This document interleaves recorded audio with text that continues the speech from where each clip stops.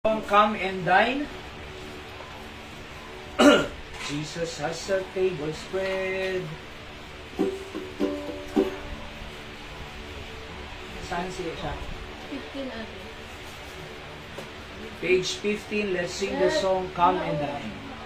Alright, ready?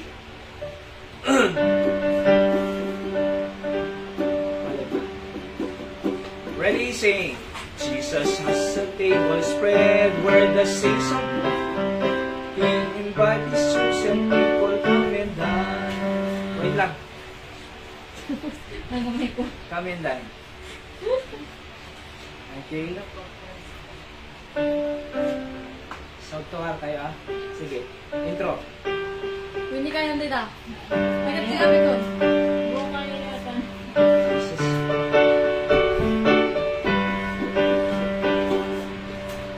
Jesus has a table spread. Ready, sing. Jesus has a table spread where the saints of God are fed. He invite His chosen people, come and dine. With His manna He that feed and supplies our every need. Won't be sweet to sup with Jesus all the time. Come and dine, the Master call it, come and dine. Give me peace at Jesus' table all the time. He who fed the multitude, turn the water into wine. To the hungry call it now, come and dine. The disciples came to land, thus obeying Christ's command. For the Master called unto them, come and dine. There they found their hearts' desire, bread and fish upon the fire. Thus He satisfied the hungry every time. Come and dine, the Master called it, come and dine. Give me peace at Jesus' table all the time. He who fed the multitude, turn the water into wine. To the hungry call it now, come and dine. Soon the Lamb will take His bride to be ever at His side. All the hosts of heaven will assemble me. Oh, to be a glorious sight, little saints and spotless white, and with Jesus they will feast eternally. Come and dine, the Master call it, come and dine. Give me peace at Jesus' table all the time. He who fed the multitude, turn the water into wine. To the hungry call it now, come and dine. Amen. So, ti ako iti mangin-invite ka niya tayo to come and dine with Him. What a great privilege to be able to be invited our Master, our King, our God, to come and dine with Him. So, madite may busan iti kanan. Taniya po Diyos is the source of everything. And He is inviting us to dine with Him, and it's a great privilege. Let's bow our heads as we open in prayer. Apo Diyos, sa mga ngay nalingitan, thank you manong tipanangki pumukan niya, migtoy Apo, balay mo pagdaydayawan, tanong may kami, agkararag, agdayaw, kinagdingoy kadilita sa soon. At niya mga makita mga basol, puso kin panunot mi, dalusan na kami, tanong may kari kami, Apo nga agdayaw, kinaglakang kadiliti pamindisyon, manipoy Apo kadiliti sa soon. Siga nga rin Apo, titanog mi, padayawan mi, Apo Diyos at malang, in Jesus' name I pray, Amen. Alright? So let's open our Bible in say, may katoy. So, kunin mo nga Hyra kasi yan. Open our Bible in 1 Samuel chapter 17, please. 1 Samuel chapter 17. So, gigidan tayo mga magbasa no, at the Bible yo. 1 Samuel chapter 17. So, verse 31 to 37. 1 Samuel 17, 31 to 37. Kuna natin Biblia. Ready? Read. And when the words were heard which David spake, they rehearsed them before Saul, and he sent for him. And David said unto Saul, Let no man's heart fail because of him. Thy servant will go and fight with this Philistine.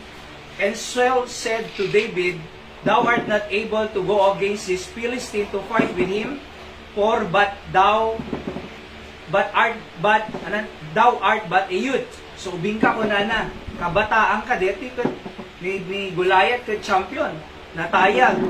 Nung kunana, he is a man of war from his youth. So deto'y kunana, nalaban mo ka deti nga Goliath, man from his youth. Nung kunana ni David, verse 34, and David said unto Saul, thy servant kept his father's sheep, and there came a lion and a bear, and took a lamb out of the flock. And I went out after him, and smote him, and delivered it out of his mouth. And when he arose against me, I caught him by the beard, and smote him, and slew him. 37. Thy servant slew both the lion and the bear, and this uncircumcised Philistine shall be as one of them, seeing he hath defiled the armies of the living God. David said, moreover, the Lord that delivered me out of the paw of the lion, and out of the paw of the bear, he will deliver me out of the hand of this Philistine. And Saul said unto David, go, and the Lord be with thee. So, makita tayo ti verse 34, di ay kuna nga, thy servant kept his father's sheep. So, ang ating message tayo ay entitled this as David as servant of God. Okay? So, David, a servant of God.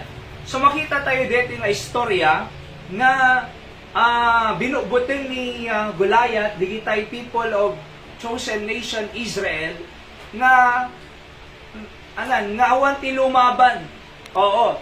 Kumbaga, binubutin na ida, tapay, champion isuna natayag nga tao, dakil nga tao, iso nga, mabuting da, uray ni King Saul, di na kaya lumabang kini David. Alright? Nga mamuyong, ada ni David ito'y kunana, no di yung kaya lumaban, siyak timaban.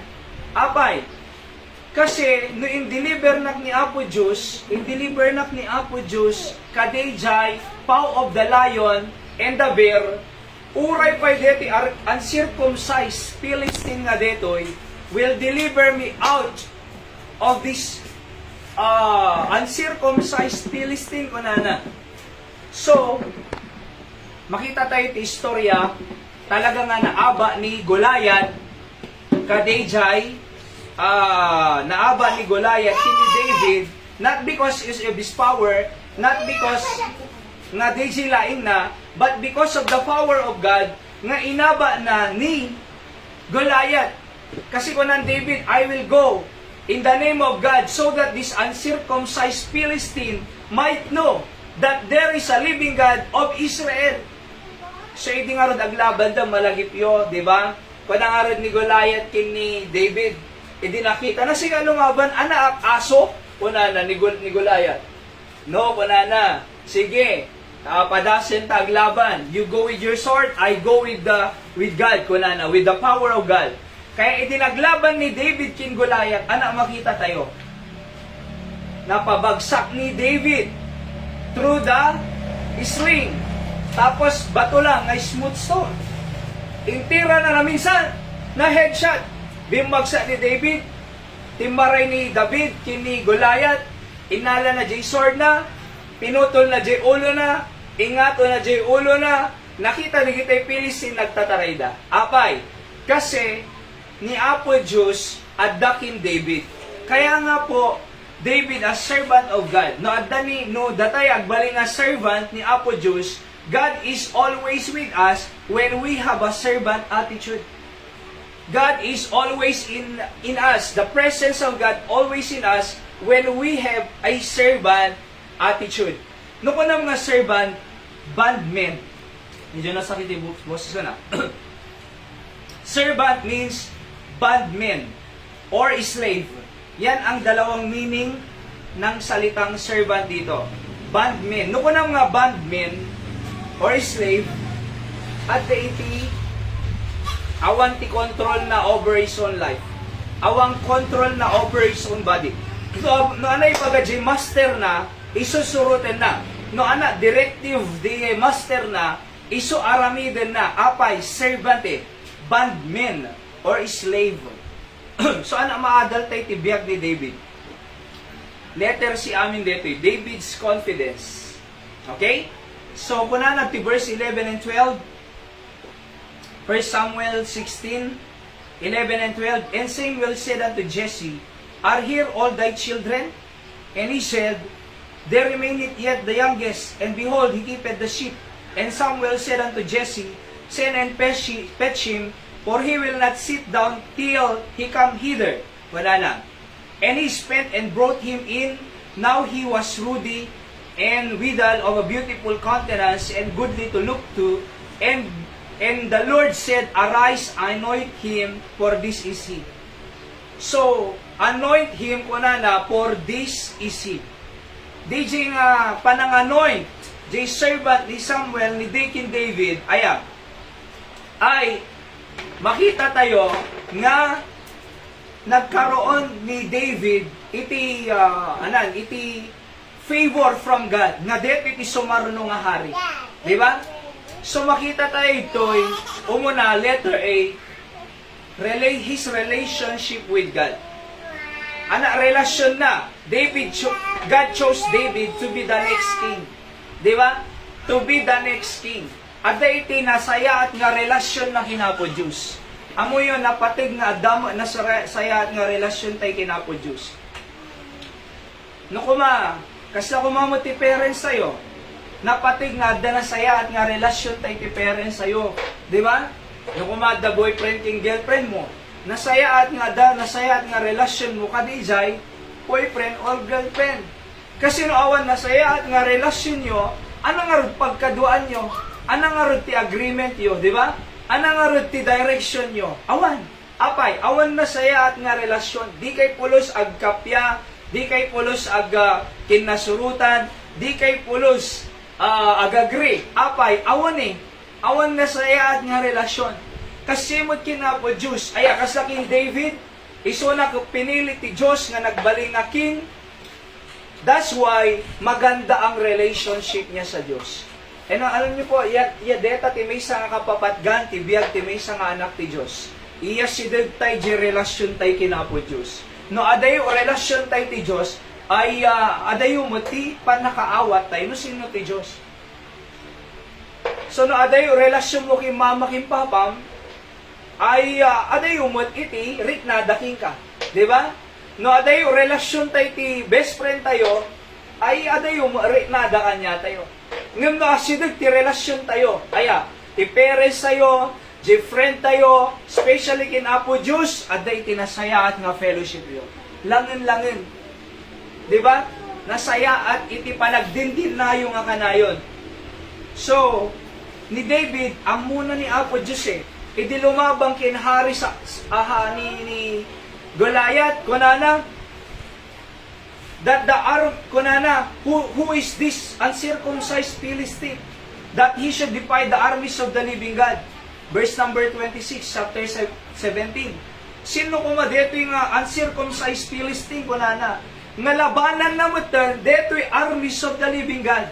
So you see, ni King David, ni David, ang amuna ni Apo Diyos, nga isuna si bibiyag nga Diyos. Alright? Hanga na tayo nga Diyos. Imagine nung natay ti Diyos, nga pagserserbya, ada mata na di makakita, ada agong na di makaangon, ada saka na di makapagna, ada ima na di mo makaigab, di ba? Ada mata na di mo makakita, ada lapayag na di mo makangid, apay na tayo. Nung ni David ko na amok ti Diyos ko nga si bibiyag.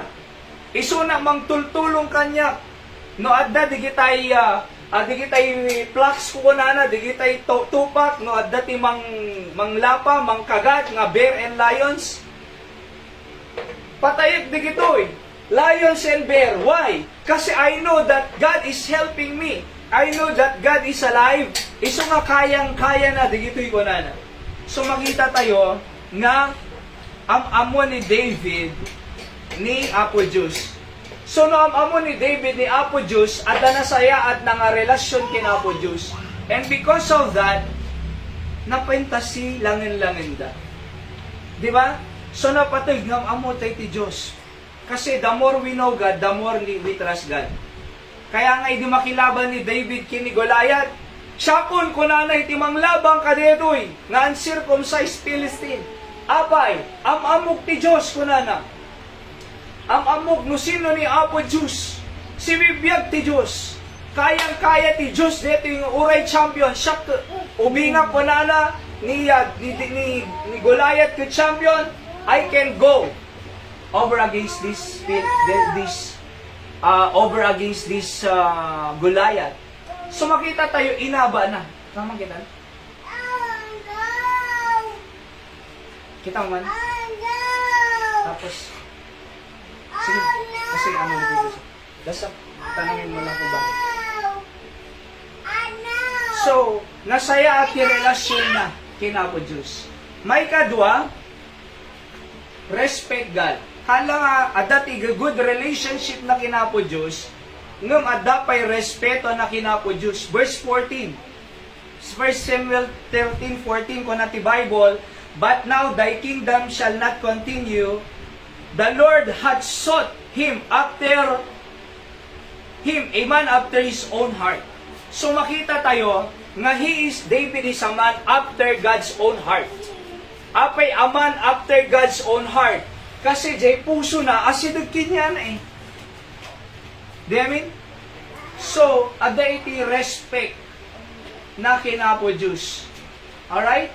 So, ada iti nasaya at ngalangin-langin da kinapo Diyos, ada respect na kinapo Diyos. Kuna na Acts 13:22, and when he had removed him, he raised up unto them David to be their king, to whom also he gave testimony and said, I have found David the son of Jesse, a man after his own heart, which shall fulfill all my will. Kunana. So, David will fulfill all my will because he is a man after God's own heart. So, gaputa asidag iti puso ni David kin Apo Diyos, amo na nga he will fulfill his will. Amo ni Apo Diyos mo't iti puso tayo. No asidag tayo kanyana. Amo ni Apo Diyos na asidag tirik na tayo kanyana. Amo ni Apo Diyos no aday tinasayat nga langan-langan kayo kanyana.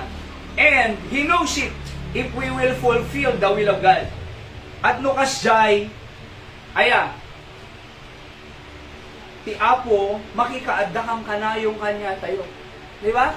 Kasi amot ni Apo Diyos nga irespeto na, ni David irespeto na iso na. In other words, i-obey na, i-fulfill na, jay will ni Apo Diyos si panagbiag ni David. Being the king, of Israel. So meron siyang respect. Yung una, ay relationship to God, di ba? Letter A. Letter B, respect to God. Adda iti panagtulnog na, iti Apo. Adda iti panagsuro na, iti pagayatan ni Apo Diyos. So makita tayo, David's confidence is what? Relationship, nasayaat with God, and he respect God. Or in other words, kaya nangasurutan, iti Diyos tibiyag na. And then number 2, David's connection. Alright? So David's connection. Haan lang confidence, but connection. Umunad to, letter A, God's people. Kasi kung natin 1 Samuel 16:12, anoint him for this is he. Kung iti Bible. I-anoint mo ni isunan, kasi isunan, iti agbaling nga next king. So, apay, kasi isunan ket tao ti Diyos eh. Anak ti Diyos. Alright? He is God's people. God's chosen king over Israel. Kung natin 1 Peter 2:9, but ye are a chosen generation, a royal priesthood, a holy nation, a peculiar people, that ye should show forth the praises of Him who had called you out of darkness into this marvelous light. Chosen generation. So, amo yun, datay mo, nga anak ti Diyos, pinili na tayo ti Diyos, a chosen generation in this generation. So, apay nga pinili na tayo nga ni Apo Diyos nga people of God in this generation. Why? Tano, balin tayo nga blessing tatta nga generation. Diba? Tano, balin tayo nga witness in this generation. Kaya nga nakapatpatid. Iso nga nakapatpatid na nakapatpatid nga paaramat tayo kuma, pausar tayo kuma, no anak pagayatan ti Apo to make a difference in this generation. Hantay lang agbiabiyag for nothing. Hangka lang ay student for nothing. Hantay lang nga citizen for nothing. We are believers of Christ. Nga masapol nga agbaling nga witness in this generation. Why? Kasi we are a chosen generation. Just like in David, he is a chosen king. Alright? So, connection ni David as God's people, makes the difference. So, kaya nga po nakapatpatid nga dat kanayo nga connection tay kinapo Diyos. Nakapatpatid nga da kanayon nga communication tay kinapo Diyos. Apay, anak na tayo eh. Di ba, ti may isang anak, kaya ti parents nga kasarsarita di ana. Kaya mo di parents nga di anak, agsarsarita ka di parents na. No anak na tayo mo ti Diyos, kaya ti Diyos kanya tayo, nga kasarsarita tayo mo isuna. Kaya ni Apo Diyos nga, asidog tayo kenkwana. Kaya ni Apo Diyos nga, agtulnog tayo ti pagayatan na. So, David's connection. How is our connection to God? Di ba?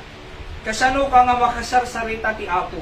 Baka mas kaya tayo pa'y makisarsarita ka di chismoso, kinchismosa.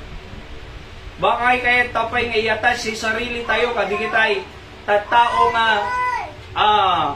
mangperperdi lang ti kapwa na tao.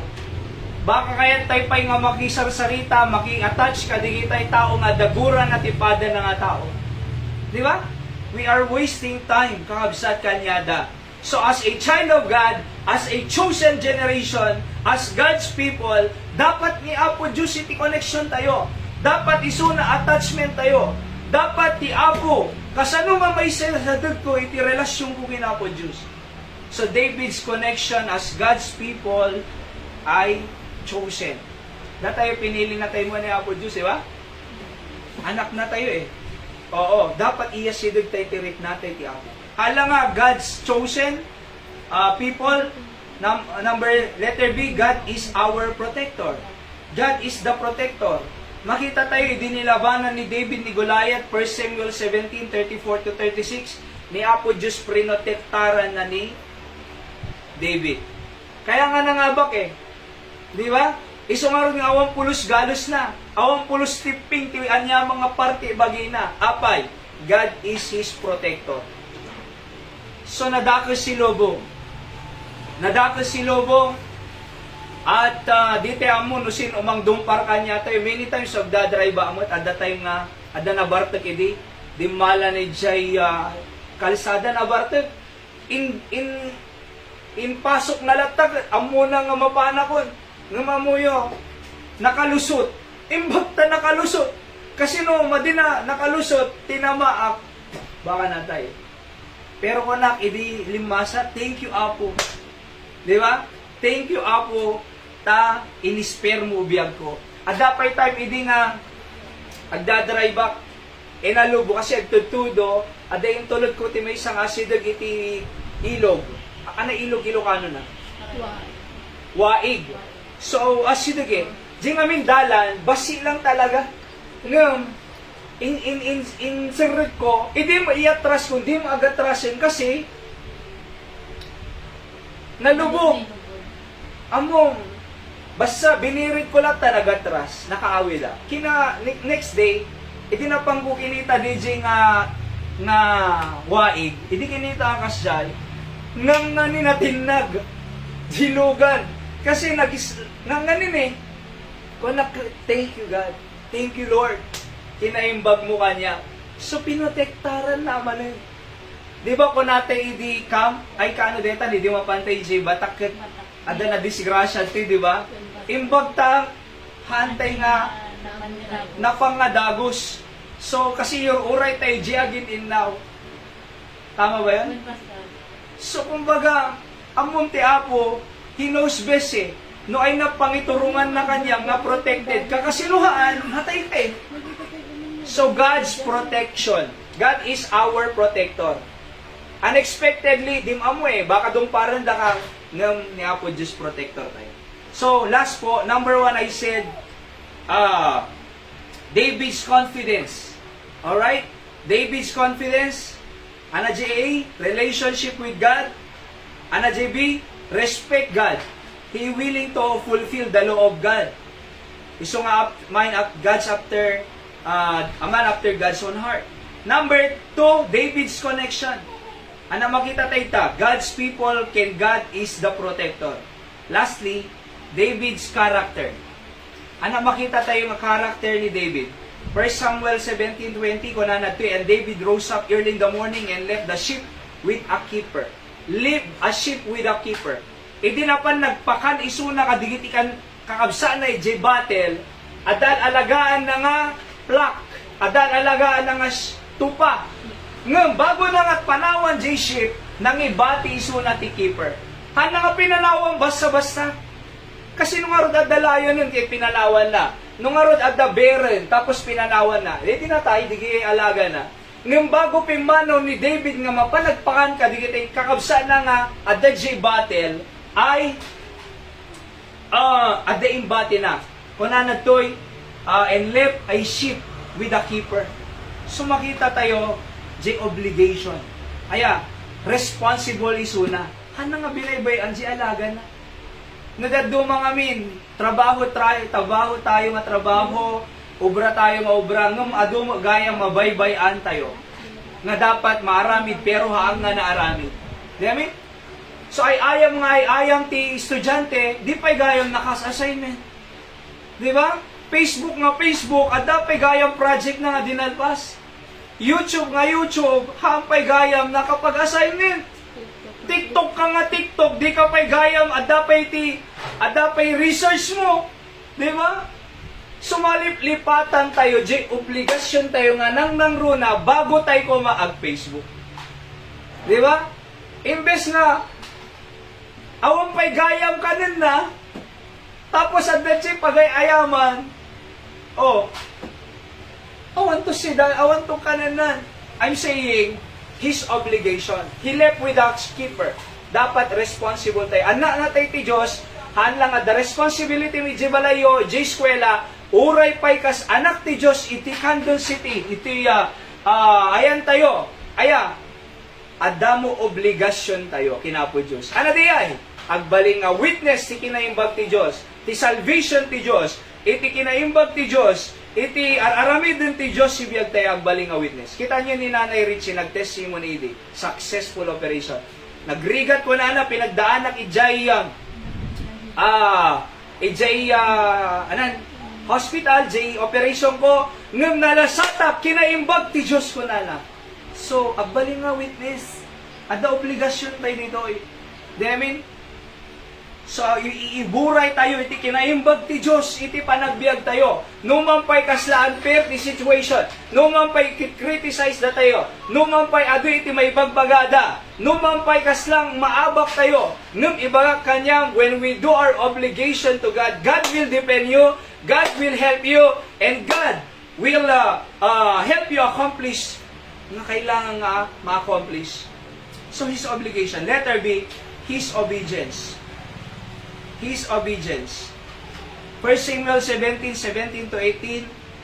Pananadoy, and Jesse said unto David his son, take now for thy brethren an ephah and a parched corn and these 10 loaves, and run to the camp to thy brethren. So simurot isuna, ingkamang pakanan, digay kakabsa mo nga the battleground. Sana inarami ni David. Simurot. His obedience. Di ba? Amo yung iti tao nga madi obedient. Ti tao nga hang obedience, kanayo nga mabati, kanayo nga mapahama. Hang obedience di ba? So binaon na kan teacher mo, di ka mapan. Binaon na ka ni papa, mama, di mapan. Nagbayag nga santog garaw. Wa ni palpas mo pa di amo braay. Wa naghuya mo bi. Di ba? Wah, matanda man. Ito yung pagkamanta tayo. Ngumamuyo. There is always a blessing in obedience. Lagagi po niyo ulit. Ano kaya may surat? Yung may deyo. There is always a blessing in obedience. when it's hard to obey, obey anyway. And when you don't want to obey, just obey. Apay, there is a blessing in obedience. Kaya nga kanya tayo ni, Sunday afternoon at datay ito'y, apay, we obey God's command. John chapter 20. At evening time, they worship the Lord in the upper room, their worship place. So, abong obey tayo lang eh. Kaya nga uray, may sa duwa, talong ang tao, may Sunday afternoon, tuloy-tuloy lata. Why? We are obeying God, not men. See? Kaya tayo mag-obey, kinapo Diyos. No, hindi, soul winning. Hopefully, makasurot kayo ito, nag-soul winning ti Saturdays. Aya, hindi witness si Jay, ay nahaneri sa kuma, Jay Salvador, segundo, or ay tamurong, or kalungbuyan, or ay nyaman. Apa, integ share ti gospel, integ ibunong ti gospel track Saturdays. So, kaya ti agobe, kasi there is blessing in obedience, and there is cursing in disobedience. So, I'm saying, ni David nga, David's character is responsible, obligation. His obligation, simurot, with a keeper. Di ba napan, ngayon, imbati na jay, keeper of the sheep.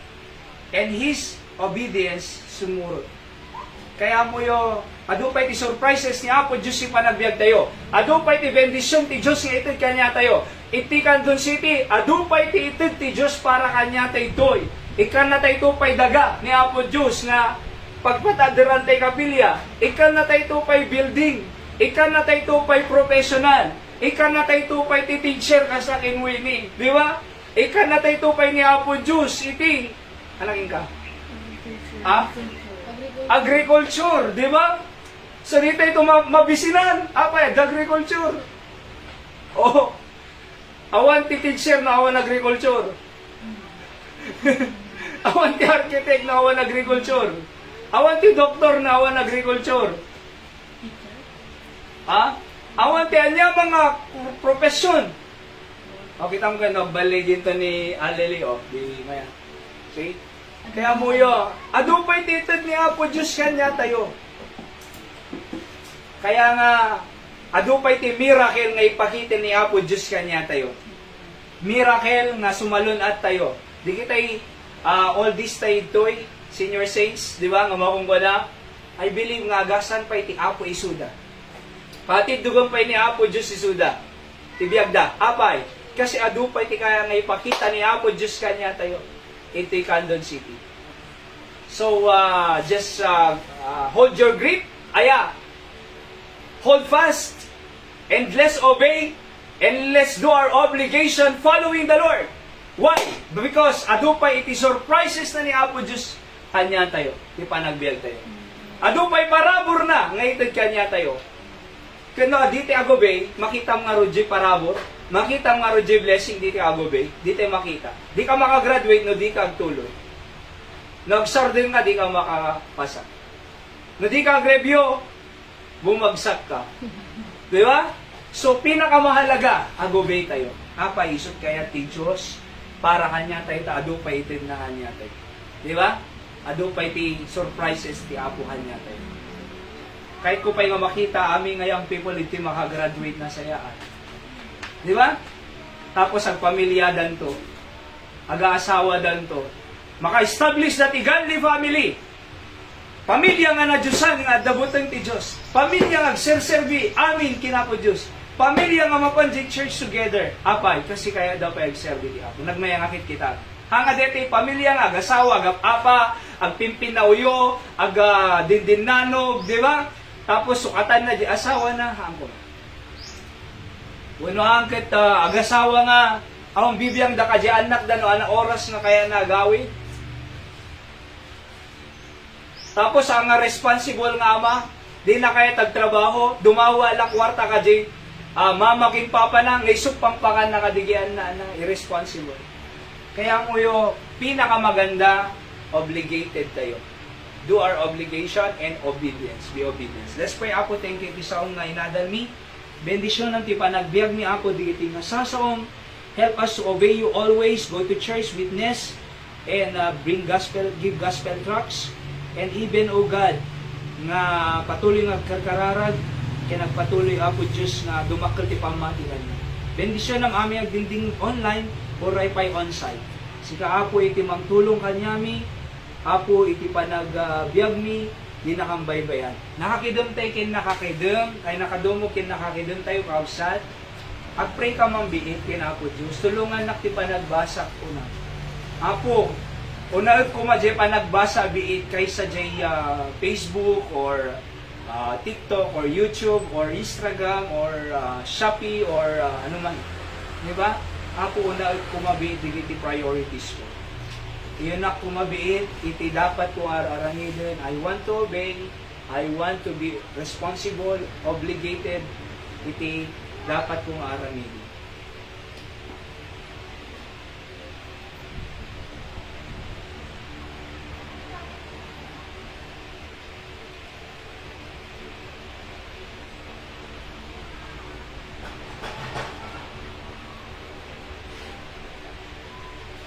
Apo Diyos sa mami nga nailangitan, thank you ti mensaheng Apo about the David, a servant of God. Kas adipin mo Apo, he is always connected to you. At his confidence is with you, his connection is with you, and his character is just like you. Iso nga Apo, tulungan Apo, agbaling kang mga adipin mo, servant. Nga anak kaya mo, awang mabalinan mi, because you are our master. And the servant always subject to the master. Iso nga ako, sikat ano makita mi pa'y ado nga aramidong panagbiag mi, parabor nga ipaay mo kanyami, kaya tulungan na kami nga agobe, kadigiti pagayatan. Sika nga rod apo, kastakin David, when he obey to fight against Goliath, he saw your power, defeating the champion, Goliath apo. And he see your salvation and your protection upon him. So, adu, makita mi nga na pintas nga aramidem, no, agpatuloy kami nga agsunog kanyang mga.